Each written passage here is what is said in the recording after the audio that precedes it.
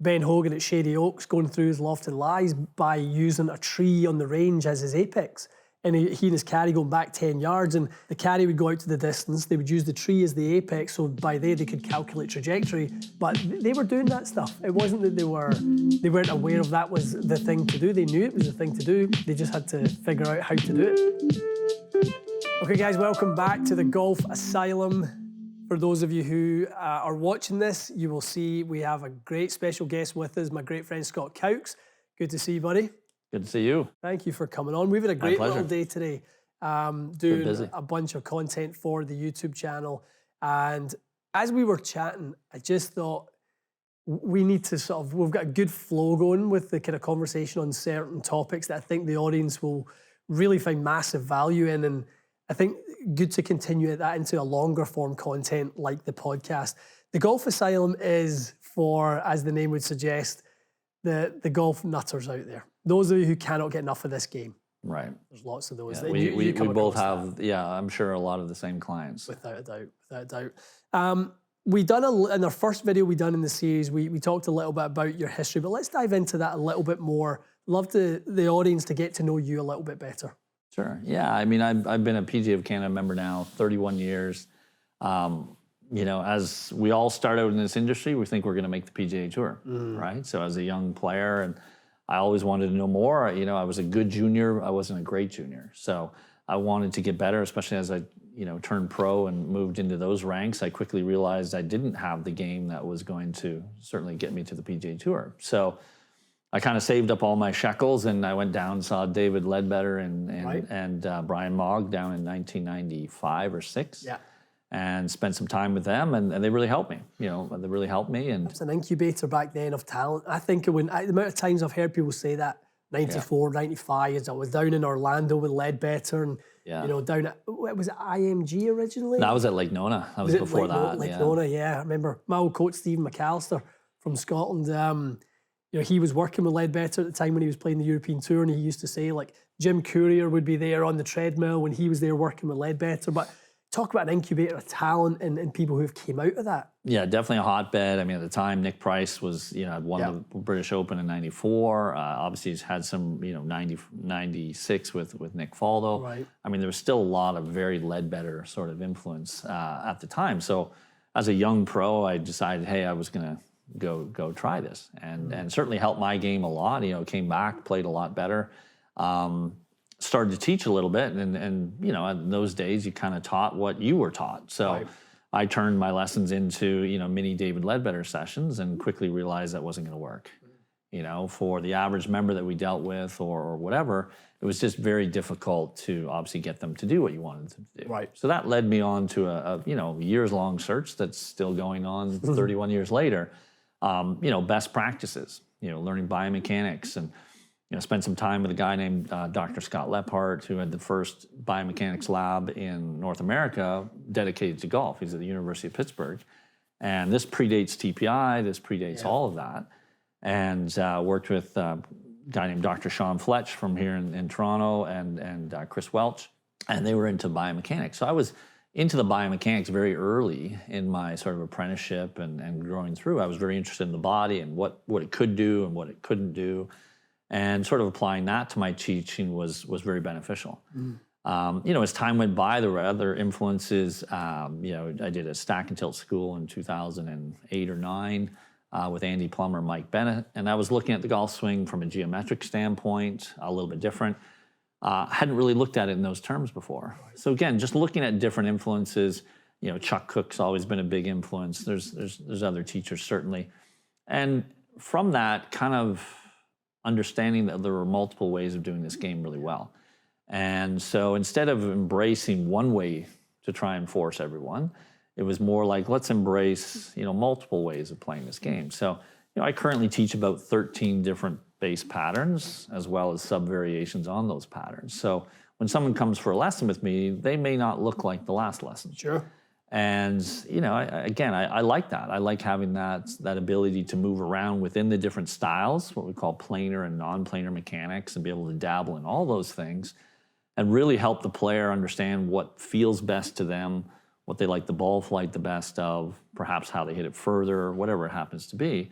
whether they're a 30 handicap or a PGA Tour player.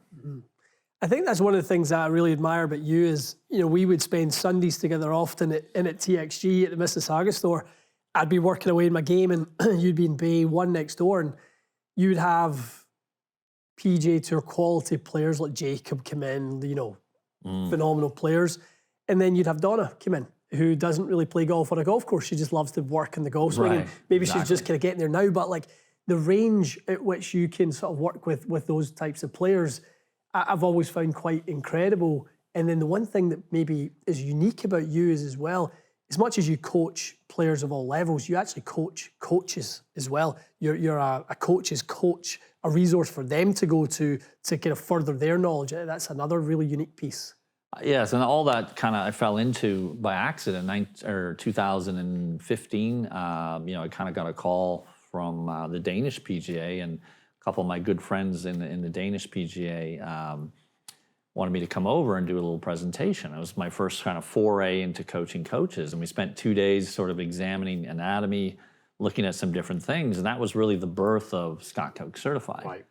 And to this date now, in 2025, we've got over 3,500 coaches worldwide have gone through the certification, which I'm really, really proud of, because if, even one little shred of information that they've gotten from me, we apply that across all 3,500 pros, and they teach, 500 lessons a year. Over the last 10 years or something, it's 6 million lessons or something. That's incredible. Which, I'm really, really happy to be a part of. We just launched what we call the Scott Cowx Certified Insider Circle, which is a resource kind of library and live episodes for these coaches that have done the certifications, sort of as an add-on and sort of another sort of way to help players with the mechanics and the anatomy. So. And that gives them access to you. I mean, that's the key to this whole thing. The Inside Circle is, you've got the certified coaches and they can join you in the webinars. I've been in when you've been doing them, but within the Inside Circle, you are literally communicating one-on-one with them, which is truly unique as well. Yeah, exactly. So we get these coaches in a room and they can ask questions, and we have subject matter an hour each time. We've got a little summary at the end of it, which is great, and it just allows us to explore topics with a lot more depth. Yeah, it's difficult sometimes to get across the complexities in when you're doing a short 10-minute little blurb. Yeah. So when you have that extra time to really get the detail and the science and the understanding behind it, players are looking for good information, and the internet, as we know, is both a good and a bad thing. Yep. I mean, there's lots of great information out there. There's also some terrible information out there, and there's no filter to really disguise or be able to sort of diffuse, what's good and what's bad. So we kind of have an idea that we can speak about those things. People can ask questions. They don't have to agree with me, right? But I'm going to explain my case, understanding, on some of these topics. And it's been fabulously rewarding to do that. So looking forward to doing more episodes for sure. Yeah. I think as the world has gotten smaller with online communities being so easily accessible, that's got to be something that we have to be very thankful for at this point. Imagine the internet had never came along and you've done all this you've done all this research, and you can be tucked away at a golf course somewhere, and then within a radius of miles, that's who you get to access. People will, by booking lessons, will get to know how good you are. But we're living in an age now where we can turn on a camera and we can communicate with people down a lens, and that can multiply up into the hundreds of thousands. And what a gift that is. Absolutely. The exposure of the internet and exposure of doing these things. I've got clients now in 48 different countries. That's incredible. Literally. And, we're reaching places where I've never been. Yeah. I've never been to South Africa and Southeast Asia and some of these areas. And I've got very good clients and who've really become good colleagues and friends over the years in parts of the world that I likely may never see. Yeah. So, like I said, we're very blessed to be able to do that, and I think there's a responsibility there too. Agreed. That we try and present the best information that we have at the time, and be honest and truthful with that information, and hopefully help them with their clients and their lessons. Yeah, I love that you mentioned that about the responsibility portion of it, because I think if you have knowledge and you're not willing to part with it, that's tragic. You know, I think, you know, however you want to share it, whether it's through YouTube, at the end of the day, we've all got mouths to feed and lives to live. But, you know, do it in a way that you can have the biggest impact within our you know, microscopic time on this earth. Absolutely. How big of an impact can we have, and what type of legacy can we leave? And again, I love that that's something that means something to you. Oh, for sure. And also I believe too, it's you know, the old line about standing on the shoulders of giants, you know, as every generation that comes along is probably going to do a slightly better job maybe of the generation before. But we can't forget about the, you know, the amazing things that some of these people have discovered over the last 50 or 100 years and brought to the table. And I think it's up to us to say, hey, you know what, that drill you think is really great? Yeah. That came from Davis Love II and Bob Toski in 1970. Yeah. That drill is 60 years old almost. Yeah. But we call it new today. Right. Maybe we understand why the drill works. Yeah. But they're the guys that, you know, kind of invented it. And so I'm a bit of a golf historian with that. I love going back and pouring through old golf books and old magazines and things like that and just saying, man, you know, there's a lot of great things that we're learning about the golf swing now. Yeah. But man, they had a lot of great ideas back then too. Yeah. Maybe just not the tools to measure it. I know. It's something I love hearing, those old stories of how they used to measure it. You know, I've overused this one on the YouTube channel without a doubt, but Ben Hogan at Shady Oaks going through his Loft and lies by using a tree on the range as his apex. And he and his caddy going back 10 yards and looking at would his ball apex at 100 feet at where this tree was kind of his baseline. And if it didn't, they would go and work off the Loft and lies. So the caddy would go out to the distance. They would use the tree as the apex. So by there, they could calculate trajectory. So they were doing that without, you know, we have to pay $25,000 to get that off TrackMan or GC Quad now. But they were doing that stuff. It wasn't that they weren't aware of that was the thing to do. They knew it was the thing to do. They just had to figure out how to do it. Yeah, that's brilliant. Which is amazing, that's isn't it? Let's talk a little bit over kind of form over function in the golf swing. I think everybody would love to have a swing that looked like, you know, Adam Scott or you know, have that aesthetically pleasing swing. Every time you look at it, you're drawn to watch people hit shots. And there's others that are a little bit less visually appealing, like a Scottie Scheffler, but much more functional in actual physics. Right. Can we chat a little bit about that? Because I'm fascinated by that myself. Yeah, I think what makes us be attracted by your Louis Oosthuizen, your Ernie Els, your Adam Scott, you know, your Tiger 2000, you know, very clean lines, things like that, is the simplicity of what it looks like, not understanding that the depth of complexity actually in that swing, but it looks simple. Looks like the player just turn, ball went straight, and everything was easy. Now, to accomplish that, you know, the spine's bending all over the place. It's left bending, forward bending, back bending, right bending, to be able to keep that axis of rotation very, very still. But I think our eye gets attracted to that. And then vice versa, when we see a player, like let's say an old Arnold Palmer swing, where there's a lot of movement, the head's moving all over the place, we're hanging on to the club for dear life coming through, you know, even though it worked, right, even though obviously he had a great career and won tons of majors and tournaments, you know, there's not a lot of players that would go, I want to swing like Arnold Palmer. But it's like, hey, if the results were as good as Arnold Palmer, I could probably live with that. Yeah, I could probably live with that. So I think that's part of it. And I think now the cool thing I think about where the industry is, I think we are starting to look at things a little bit more about the functionality first and say, you know, here's some things you can do. And by the way, you actually statistically, standard deviations do hit it better with this swing. Well, this is the one we should probably use versus, you know, for 100 years, golf instruction followed whoever the number one player in the world was, right? So when it was Ben Hogan, everybody had to swing like Ben Hogan, right? When it was Jack Nicklaus, all of a sudden we had flying right elbows and everyone would swing like Jack Nicklaus. And then Greg Norman and then Freddie Couples and Tiger Woods and so on. So whoever was kind of number one in the world, everybody said, well, if I swing like that, I could be number one in the world, which is just a ridiculous notion, you know, in terms of, obviously it took them a career to build that golf swing. And how quickly players would change, right? And say, well, oh, hey, Freddie Couples not number one in the world. I got to switch my swing again, right? As opposed to saying, why don't we build the best version for Ian Fraser or Mrs. Haverkamp or whoever it happens to be? Yeah, I think that Yeah, I think the simplicity of how they make it look, I think that's it, isn't it? I mean, there's a John Tattersall line that I love where he talks about there's no escaping, force precedes motion.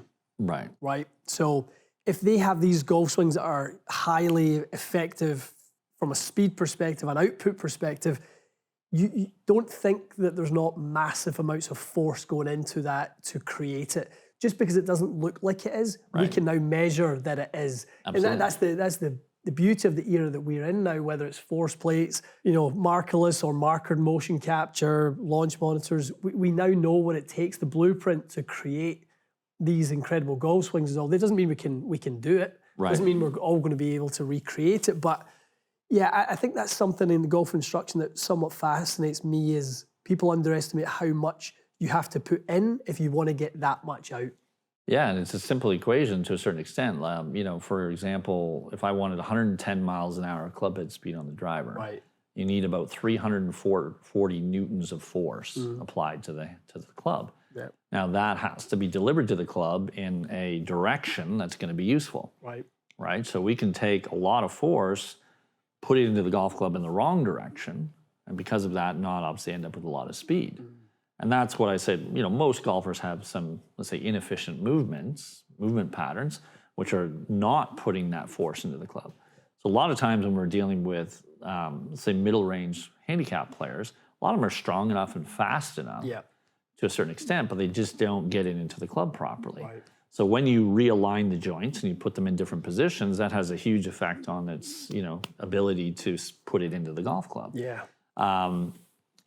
The problem with speed is that it's not linear. So for me to get 120 miles an hour club head speed, I need 30% more work to get 10% faster. So it's not linear. Wow. So that's why we all tend to hit a plateau, because at some point we're going to have to put a lot more force into this. So by the time you go to the long drivers that have 145, 150 miles an hour, your Drew Coopers and so on, those type of players are putting somewhere between 700 to 750 newtons of force, literally double. Right? So to get 40 miles an hour faster, they're putting twice of what I'm putting into the club at 110 miles an hour. That's fascinating. And that's why, eventually there comes a strength issue where it's just, there's not a lot of human beings that can put 700 newtons of force into a golf club in a quarter of a second or less. They're putting 700 newtons of force into that. That's an exceptional athlete right there, right? So it's interesting when you look at it in those terms. Like you said, it really is. Your Tattersall with your force precedes motion is, yes, absolutely. What makes it look good is that the motion or the forces are being applied are done, we'll call it reasonably in plane. That's what gives it that beautiful look to the swing. So how can I position my joints that's going to make that more effective? I love when you kind of give it that context around the Newton meters of force, because remember you tell me something like the average long drive golfer has more force in their backswing than the average PGA Tour player has in their downswing. And I was like, what? Like, how is that possible? It's scary when we start to measure that. It's just how violent, and kind of a line I like to use with players is the beautiful thing about golf is we're trying to create maximum violence without moving. And that's tough to do. Right? Is the best swings when you look at them and you go, wow, it's such a pure golf swing. Look at how far and straight and everything else. They're creating an immense amount of force without a lot of extraneous movement. Right? The only things that are moving are the things that need to move. I mean, I think a lot when I think about golf in the sense of how force is produced. I can't help also but think about boxing, and you know how big of a boxing fan I am, and like, why do people punch harder than others when effectively they have the same time and that's another part, strength, because there's weight classes and everyone pushes up to the kind of weight class of whatever they're in, 175 pounds or 68, whatever it might be. But, within the sort of distance range that two people will find themselves within, how can someone produce so much more force than another if you find it mid-range or close range, but someone has knockout power and someone doesn't? It goes far beyond just physical capabilities. Technique, ultimately, being able to turn over the punch, being able to sort of get the hips, to sort of move in the correct way. If you ever watch the best boxers, the hardest hitters, you'll actually see them crease the canvas before they throw the punch. You ever want to know how hard someone, punches, unless you're a Deontay Wilder who's thrown it from the back of the room, and really he was such a unique case that he could still hit people, but his punch came from so far back. But just watch the ring mat, and you watch them crease the ring mat, and you know how much force is going to be into that punch. It's incredible to watch. Yeah, I mean, I've got a little bit of martial arts background in very much the same way, is how you spike the ground and how you use the ground can be used to generate ground reaction forces, just like in golf, to perhaps add some momentum or inertia into the movement. Right. And that lightning fast strike, your Bruce Lee type of a strike, is really starting not here at all, but in that whole sequence of movements. Now, you do that 1,000,000 times, and you repped it out 1,000,000 times. Your brain knows how to do that very, very quickly. And and that's also why tour players are generally going to be faster than everyone else walking around, because they do it all the time. Right. That's a big part of it, isn't it? The brain is conditioned to fire in that pattern very effectively, very efficiently, and why sometimes it's not good to change their golf swing. Yeah. It's so highly ingrained that it may be a detriment to actually make massive change to the motor pattern, because that might actually slow them down. Yeah. Right? So a lot of times that's what happens. They incorporate some new movements. They notice their club head speed falling. Like, I don't like this. Yeah. Right? I need to go back to what I... It's very unfamiliar. It's an unsafe space. Right. Who are some golf swings that you love in the game right now? Who do you look at and go, I love that? I've been blessed to have done a little bit of work with Hans Larsen, who's the coach of Ludwig Aberg. Right. Ludwig, we did a lesson 2.5 years ago or something, or a little bit of consult with Hans. And over the last few years, I've done a little bit of work with a couple of his players. And, they do a great job in Sweden, in general, just incorporating physicality, injury prevention, ground reaction force. They're very, very well educated coaches over in that part of the world. And, Hans is an excellent coach. So Ludwig's very, very great. I mean, a couple of Swedes, that young, I don't know him at all, the Svensson, is it Jesper Svensson? Jesper Svensson, yeah. I think he finished top 10 on the DP last year and got a PGA Tour card that way. I didn't know anything about him until this year, but I've seen him swing it. Swings it really nice. Yeah. I think Eric Van Rooyen's got a nice move. I think Thomas Dietrich's got a really nice looking swing. Just some beautiful things there for sure. I also like unorthodox swings too. Right. Some of the guys that are a little bit unorthodox. They would go, oh, that's a little odd, and they're up on the leaderboard all the time. And it's interesting to look at a Scottie Scheffler. It's interesting to look at Rory. It's interesting to look at some of these players who have done it for now an extended period of time. Yeah. They've had good play for an extended period of time. Kind of makes you wonder sometimes about a Jordan Spieth or even a Justin Thomas to a certain extent, who've had some highs and lows. And hope is obviously they get it back. Be interesting to see. I think it'll be very, very interesting if the rumors are true and some of the LIV guys start to come back to the PGA Tour. Absolutely. How they will fare, how John Rahm, how Brooks Koepka, how maybe Dustin Johnson, are they going to compete well if they are able to come back to the PGA Tour or not? And I think that'll be an interesting thing, and maybe it'll be kind of a interesting little sell if it does happen. Yeah, I mean, I don't know if you would agree with this, but physically all still capable of what they were capable of before. The challenge is mentally, can you turn on the same way you could before because of your conditioning?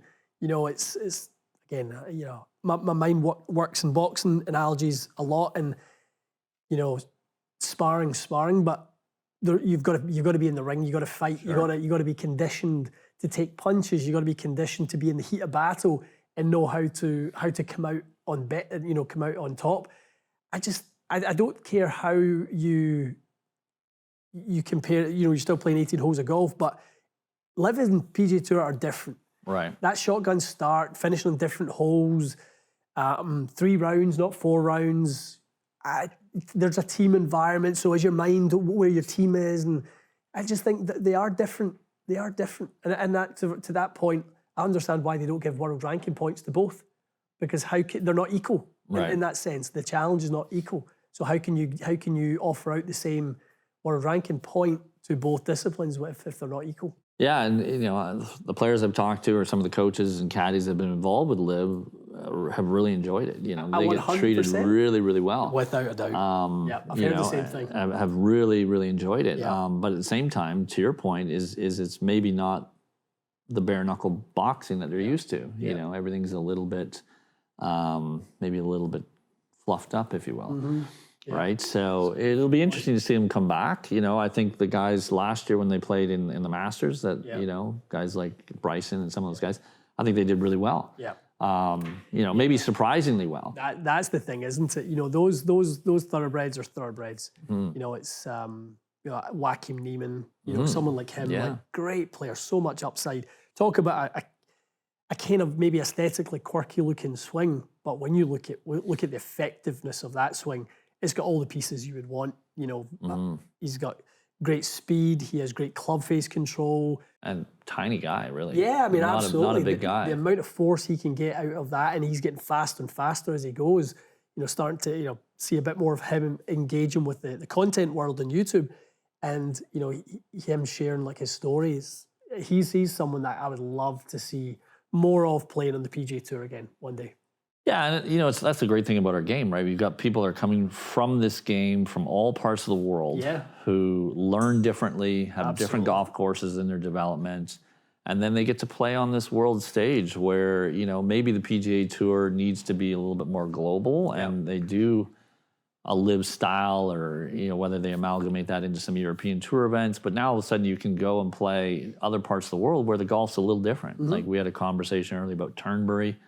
Like it would be great if there was 2 or 3 events in a row, not just Scottish Open, British Open, but maybe every year that you've got some of, some links golf, or whether it's Irish golf or something like that. Or you go, and play some events, in the Far East where the courses are immaculate, some of those courses. Absolutely. And some of them are bowling alleys. Yeah. And maybe that favors a different kind of player. So that's kind of what I miss about like the old Shell's Wonderful World of Golf and stuff like that, where they would play these courses all over the world and go, wow, that's different golf. Yeah.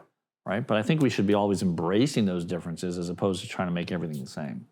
Yeah, I couldn't agree more. I think that type of, if you look at what YouTube is now and what Bryson is doing or Phil Mickelson's doing with Grant Horvat, and you're getting more of that Shell's Wonderful World of Golf type of vibe, coming back now. What Phil and Grant are doing on their channel, playing matches against Dustin Johnson's brother, John Daly and his son, whoever else is coming down the series.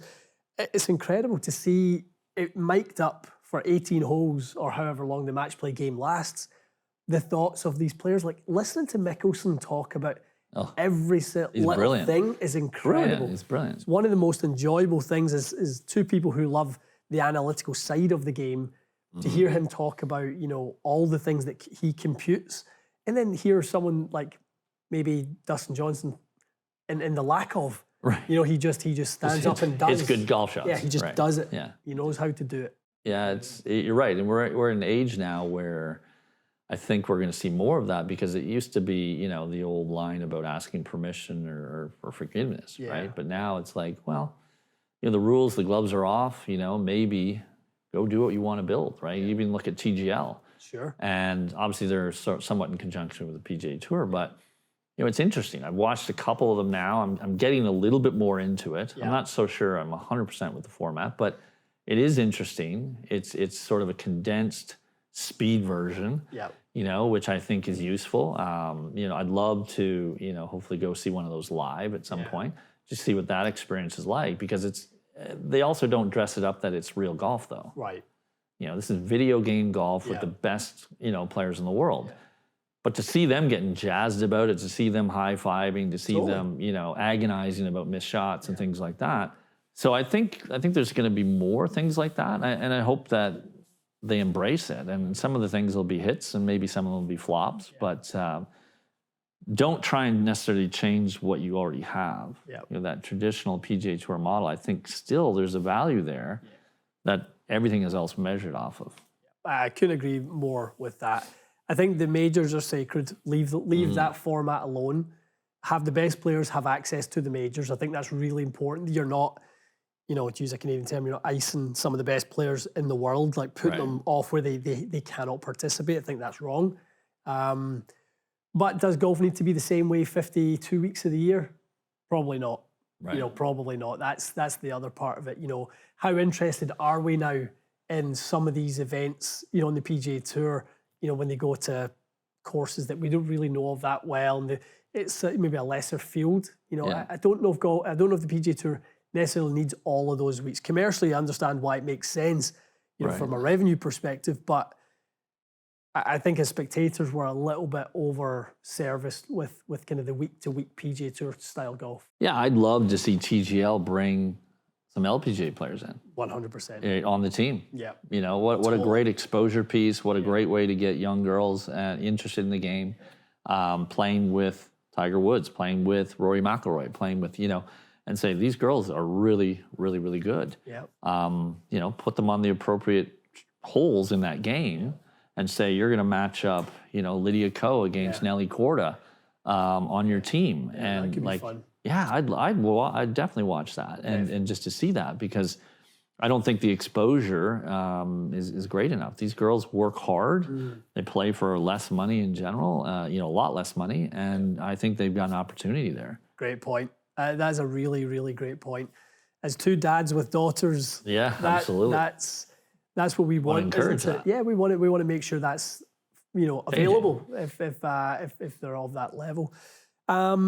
What was some of the low-hanging fruit a golfer can do to get better? How does a golfer take stock of where they're at in their game and sort of, put some action in place to get better at this game? Yeah, and I think we have to define better. That's something that I try and get players to understand is for some players, if I'm a father playing with my son, it might be just having more time to do that. Right. That might be what golf is better. When I get to play with my son or my daughter more. That might be their definition of better. Right. For me, at the level I'm at now, and not playing a whole lot of golf these days, but I just enjoy hitting good golf shots. Yeah. Right. I don't really care too much about score. I know if my short game's reasonable, I'll score pretty well. Yeah. But I just want to feel good golf shots, maybe have some inkling of where the ball's going, and enjoy the game, enjoy my playing partners, etc. And then also, better means score, and better means how do I lower my handicap? How do I win some tournaments or whatever happens to be? So I think we have to be careful that we define why do people play golf in the first place. You and I, fairly competitive players, et cetera, we like to shoot low scores. Yep. In our mind, that's often where we're wired to be better. But, there's other reasons to be better. Right. But to answer your question, I think for most people, it's taking stock that if you're really good at this game, at some point in this game, you've practiced a lot. Yeah. Right? And the amount of dedication and the amount of work that it takes of hitting bad golf shots for a long time. The line I like to use is the road to perfect golf shots is littered with mishits. Yeah. Right? And you've got to go through hell, if you will, before you get to heaven. And, there's some real truth to that you've got to be okay with hitting bad shots. You've got to be okay with working on new movement patterns. You've got to be able to do those things. So to get better, if we expect that the first shot that I hit is going to be instantly better, and then I'm going to be able to repeat that from now until the end of time is certainly ridiculous. So we have to kind of build up their expectations, say this is possible, but it's going to take work. Yep. And it's going to take, it's going to take some time. It's going to take some feedback, some good coaching. Maybe we have to look at equipment. We look at all these different areas. Are you willing to make that sacrifice? And if you are, great, fantastic. Let's lead you down that road. But I think it's that realization that many golfers think if they do a couple of YouTube lessons and go buy a set of golf clubs, that next weekend they're all of a sudden going to be good at this. Fix all the problems.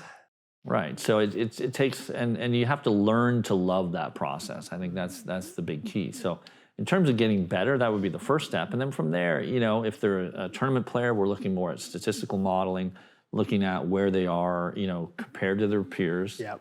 Do I drive it as well as a PGA Tour player? Do I hit my wedges as close as a PGA Tour player? If that's the level I'm at. But we also are starting to get better data through like Arcos and some of these systems where we kind of know what a 10 handicap does. We kind of know what a 25 handicap can do. And as a result, we can now look at that and say, yes, here are some areas of significance that if we can improve, we're going to make a big dent in that handicap. Short game, as much as these days it tends to not be as sexy as hitting bombs, if you will, still for the average golfer, learning to chip and putt reasonably competently well is still going to be the fastest way to lower their scores. Right. Right, for sure. From there, obviously, we can drive the ball reasonably in play. Yeah. Right. Notice I never said distance. Yeah. You know, the average scratch golfer in the United States hits the ball 240 yards. Yeah. So this message that we're sold that you can only be good if you hit it 300 yards is certainly a lie. So it's something that we have to dispel. People to say, we want to be consistent. We want to do all the other things well. And yes, that is a separating point as I become a very, very good player and probably a tour pro, is at that point, I'm already doing all the other things pretty well. Yeah. So that might be the separator that reaches a little bit different level of play. Yeah. But to say a 30 handicap, hey, you just hit it further, you'll be a better player, not necessarily true. Right, right. All right, they've got other skills to build. Well, I mean, this one could be one of the longest podcasts of all time. We could, but we got to be respect for your time. You've been great today. You've spent a lot of time with us. I've always said, Scott, that the people that influence me, people ask you who are my influence, who have I been influenced by in this game, and there's not one club fitter that I've ever been influenced by, but it's people like you. It's people who sort of are the sort of deeper thinkers, the people who are willing to dive into places where others are not to get that information that inspire me in this game. And you're definitely one of the people that inspire me the most in this game to do. I look at what you do in coaching and you do to, and sort of enrich the knowledge of your community and think, how do I do that in the club fitting world? So thank you for everything you do. It means a lot to me. Well, certainly, we'll do more, and I appreciate, obviously, any opportunity that we can work together, for sure. It's always a great time, and I think bridging that gap between coaching and club fitting is something that needs to be done, and often are kind of on parallel tracks, but really need to come together. Yeah, and I think people think that they operate independently, when in actual fact, the kind of magic happens when you put them together. Absolutely. Yeah, without a doubt. All right, guys, hope you've enjoyed this. There's so much that you guys will learn from all of our videos with Scott in them, but we're open to your feedback. What would you like next time when we get together with Scott? It's a bit of a home game for you and I today. We're not too far. That's not bad. Not far from the doorstep. Yeah, absolutely. So, which is nice. So we'll have Scott on the channel as it goes further into this year. So let us know what you would like to see from the content that we do in the future. And yeah, let us know your thoughts on the content you've seen up until this point. We really appreciate you watching. If you don't already subscribe, please do so. It means the world to us. We're on this chase now for, maybe even by the time you guys see this podcast, we'll be over 50,000 subscribers, but we're on this chase to hit the 50,000 subscriber mark before the 3-month mark, before the channel gets to 3 months. So if you don't already subscribe, about 53% of you who watch the channel don't subscribe. So we want to tip that the other side of more than half of the people who watch are subscribers. That would mean the world to us. Stay tuned for more. We'll see you again soon.